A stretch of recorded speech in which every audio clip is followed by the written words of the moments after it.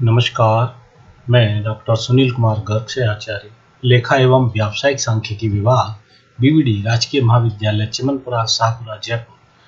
आज आपके समक्ष एमकॉम फाइनल एबीएसटी के अंतर्गत आने वाले पेपर संक्रिया विज्ञान के एक अध्याय परिवहन प्रतिरूप के सामान्य परिचय पर चर्चा करेंगे। परिवहन या वितरण प्रतिरूप। वितरण प्रतिरूप का उद्देश्य व्यवसाय प्रबंधन के क्षेत्र में बहुधा ऐसा होता है कि एक वस्तु जो कई स्थानों पर उपलब्ध होती है उसे अलग अलग मांग वाले स्थानों को भेजना होता है। इस प्रकार के माल वितरण में प्रमुख ध्येय कम से कम लागत में विभिन्न स्थानों की मांग को पूरा करना होता है। वितरण समस्या क्या है? परिवहन समस्या एक विशेष प्रकार की रेखीय कार्यक्रम समस्या है जिसका उद्देश्य एक उत्पाद को अनेक उद्गम केंद्रों से विभिन्न मांग केंद्रों को न्यूनतम वितरण लागत पर भेजना है। नेक्स्ट, इसकी विशेष संरचना के कारण परिवहन समस्याओं को हल करने के लिए सामान्य सिंप्लेक्स विधि उपयुक्त नहीं है। इन समस्याओं के हल करने हेतु विशेष विधि की आवश्यकता होती है। आपूर्ति केंद्रों, सोर्स सेंटर जिनको हम कहते हैं, के समूह से किसी वस्तु को न्यूनतम वितरण लागत पर मांग केंद्रों के समूह पर भेजना मुख्य समस्या है। यहाँ जो आपूर्ति केंद्र हैं, सप्लाई सेंटर्स हैं, वो एक से अधिक, उनको हम एम्स के रूप में दिखाएंगे, तथा मांग केंद्र को हम, जो कि इनकी संख्या भी एक से ज़्यादा होगी, तो उनको हम जे के रूप में दिखाएंगे। ध्यान रखने की बात यह है कि यदि आपूर्ति केंद्र या मांग केंद्र में से किसी एक की संख्या 1 हो, यानी अगर एक ही आपूर्ति केंद्र है, मांग केंद्र फिर 10 हो, तो फिर वितरण समस्या को हल करने की यह समस्या उत्पन्न नहीं हो। क्यों? तो उसी आपूर्ति केंद्र से 2, 3, 4 जितने मांग केंद्र हैं उनको माल भेजा जाएगा। या मांग केंद्र अगर एक है, आपूर्ति केंद्र अनेक हैं, तो भी चूंकि डिमांड सेंटर एक ही है, तो जहां भी जितना भी माल बनेगा वो सब विभिन्न आपूर्ति केंद्रों से उस एक ही मांग केंद्र को जाएगा, तो भी कोई समस्या नहीं है। समस्या तभी उत्पन्न होगी जब आपूर्ति केंद्र एक से अधिक हो और मांग केंद्र भी एक से अधिक हो। प्रत्येक आपूर्ति केंद्र के पास निश्चित आपूर्ति है, अर्थात प्रत्येक जो सप्लाई सेंटर है उसके पास उपलब्ध माल जो है निश्चित मात्रा में है, इकाइयों में सुनिश्चित मात्रा है, और प्रत्येक मांग केंद्र की निश्चित मांग है। प्रत्येक मांग केंद्र की निश्चित मांग है। एक आपूर्ति केंद्र से एक मांग केंद्र को भेजी जाने वाली इकाइयों की परिवहन लागत भेजी जाने वाली इकाइयों के प्रत्यक्ष अनुपात में है। अर्थात यहाँ ध्यान रखने की बात है कि अगर हम एक से ज़्यादा इकाइयाँ भेजते हैं तो बड़े पैमाने के प्रतिफल के लाभ के रूप में अगर उनकी कोई कॉस्ट कम हो जाएगी या बढ़ जाएगी, ऐसा नहीं है। जितनी इकाई भेजेंगे वो प्रति इकाई लागत के हिसाब से उसके समानुपाती होगी। अब हम बात करेंगे वितरण प्रतिरूप की मान्यताओं की।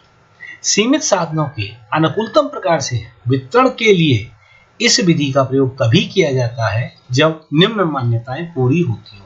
ये नीचे अपनी मान्यताओं की चर्चा करेंगे। मान्यताएं पूरी होंगी तो ही इस मेथड का उपयोग किया जाएगा। पहला है आपका, पूर्ति वाले स्थान पर उपलब्ध वस्तु की कुल मात्रा और मांग वाले स्थानों पर कुल मांग बराबर होनी चाहिए, यानी पूर्ति और मांग बराबर होनी चाहिए। अगला है, वस्तु को किसी भी पूर्ति वाले स्थान से किसी भी मांग वाले स्थान को भेजा जा सकता है। अगला है, किसी भी एक पूर्ति वाले स्थान से वस्तु एक से अधिक मांग वाले स्थान को भेजी जा सकती है, तथा किसी भी मांग वाले स्थान की मांग एक से अधिक पूर्ति वाले स्थानों से पूरी की जा सकती है। मान लीजिए बंबई में जितनी इकाइयाँ उत्पन्न होती हैं उनको 3 मांग केंद्रों पर भेजा जा सकता है। ऐसा नहीं है बंबई से सारी वस्तु किसी एक ही केंद्र पर जाएगी। कुछ वस्तु ए को जा सकती है, कुछ बी को जा सकती है, कुछ सी को जा सकती है। या बंबई और कलकत्ता में मान लीजिए कोई वस्तु पैदा होती है और हमारी असम में बहुत ज्यादा मांग है, तो उन दोनों आपूर्ति केंद्रों से एक मांग केंद्र को भी मांग जा सकती है, माल जा सकता है। नेक्स्ट है, विभिन्न पूर्ति वाले स्थानों पर वस्तु की उपलब्ध मात्रा और मांग वाले स्थानों की मांग तथा किसी भी पूर्ति वाले स्थान से किसी भी मांग वाले स्थान को वस्तु के भेजे जाने की प्रति इकाई लागत ज्ञात होनी चाहिए। प्रति इकाई लागत निश्चित होनी चाहिए, ज्ञात होनी चाहिए और निश्चित होनी चाहिए। पूर्ति वाले किसी स्थान से मांग वाले किसी भी स्थान को भेजी जाने वाली वस्तुओं की कुल परिवहन लागत भेजी गई वस्तुओं की इकाइयों की समानुपाती होनी होती है या होनी चाहिए, उसको कम ज़्यादा नहीं होगी और सभी वस्तुएं समान इकाई में व्यक्त की जानी चाहिए। ये अपनी थी परिवहन प्रतिरूप की कुछ मान्यताएं। अब हम बात करते हैं कि वितरण समस्याओं को हल जब हम करते हैं तो वितरण समस्याएं दो प्रकार की होती हैं। एक होता है संतुलित वितरण समस्याएं जिनको हम बैलेंस्ड प्रॉब्लम डिस्ट्रीब्यूशन प्रॉब्लम कहते हैं। एक होती है असंतुलित वितरण समस्याएं, अनबैलेंस्ड डिस्ट्रीब्यूशन प्रॉब्लम। तो संतुलित वितरण समस्याओं से ऐसी समस्याओं से है जिसमें विभिन्न आपूर्ति वाले स्थानों पर कुल आपूर्ति की मात्रा विभिन्न मांग वाले स्थानों की कुल मांग के बराबर होती है। और असंतुलित वितरण समस्याएं ऐसी समस्याएं होती हैं जिनमें कुल आपूर्ति और कुल मांग बराबर नहीं होती है।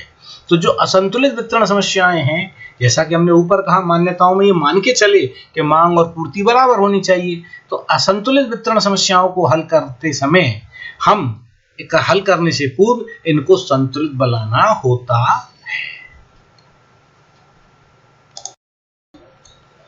आपकी स्क्रीन पर एक 3 आपूर्ति केंद्र सप्लाई सेंटर्स और 3 मांग केंद्र जो हैं उनके रूप में एक ग्राफ, एक चित्र दिखाया गया है। साधारण तंत्र चित्र से हम इसको प्रस्तुत कर रहे हैं। सोर्स सेंटर आप देखेंगे 1, 2 और ... m तक हो सकते हैं। हमने कहा डेस्टिनेशन डिमांड सेंटर्स जो हैं वो 1, 2, 3 से लेकर के n तक हो सकते हैं। तो आप देखें, एक पहला सेंटर जो है उससे माल 1 को भी जा सकता है, 2 को भी जा सकता है, तीसरे डिमांड सेंटर को भी जा सकता है। इसी प्रकार दूसरे सप्लाई सेंटर से माल 1 को भी जा सकता है, दूसरे को भी जा सकता है, nवे को भी जा सकता है। इसी प्रकार नीचे m जो सप्लाई सेंटर उससे भी आप देखेंगे तो पहले डिमांड सेंटर को भी माल जा सकता है, दूसरे को भी जा सकता है और nवे को भी जा सकता है। तो इस प्रकार हम कह सकते हैं विभिन्न आपूर्ति केंद्रों से माल जो है विभिन्न मांग केंद्रों को भेजा जा सकता है। अब इनके भेजने की जो लागत है उसको कॉस्ट सी से हम व्यक्त करेंगे। हम बात कर रहे थे असंतुलित वितरण समस्याओं की और हमने कहा कि जिसमें मांग और पूर्ति को बराबर करना आवश्यक होता है, अर्थात कुल आपूर्ति व कुल मांग को बराबर करना होता है। इसके लिए यदि मांग पूर्ति से अधिक है तो डमी सप्लाई सेंटर, चूंकि पूर्ति कम है मांग ज्यादा है तो डमी सप्लाई सेंटर मांगना पड़ेगा हमें। और अगर मांग कम है और पूर्ति ज्यादा है तो फिर हमें बैलेंस करने के लिए डमी मांग केंद्र बनाना होता है। इस काल्पनिक आपूर्ति केंद्र या मांग केंद्र की मात्रा वास्तविक मांग व पूर्ति के अंतर के बराबर होती है। और दूसरी चीज जो है, इसकी जो प्रति इकाई लागत है या तो हम बिल्कुल न्यूनतम 0 मान सकते हैं या अधिकतम m मान सकते हैं और इस प्रोसेस को हल हम करेंगे। अब हम बात करते हैं वितरण समस्याओं को हल करने के चरण कि भाई वितरण समस्याओं को हम कैसे हल करेंगे। तो प्रथम चरण के अंतर्गत हम आधारीय सुसंगत हल ज्ञात करना। हम किसी वितरण समस्या को हल करते समय सर्वप्रथम उसका एक आधारीय सुसंगत हल ज्ञात करेंगे। ये क्या होता है? तो एक ऐसा सुसंगत हल जिसमें धनात्मक आवंटनों की संख्या m + n-1 के बराबर होती है। यहाँ m आपूर्ति वाले स्थानों की संख्या है और n मांग वाले स्थानों की संख्या होती है। यदि किसी हल में धनात्मक आवंटनों की संख्या m + n-1 से कम हो तो ऐसा हल अपविकसित डीजेनरेट आधारीय सुसंगत हल कहलाता है। और दूसरे चरण में हम आधारीय सुसंगत हल से हम अनुकूलतम हल ज्ञात करते हैं। तो एक ऐसा आधारीय हल, अनुकूलतम हल किसको कहते हैं? तो ऐसा आधारीय हल जिसके लिए कुल परिवहन लागत न्यूनतम होती है।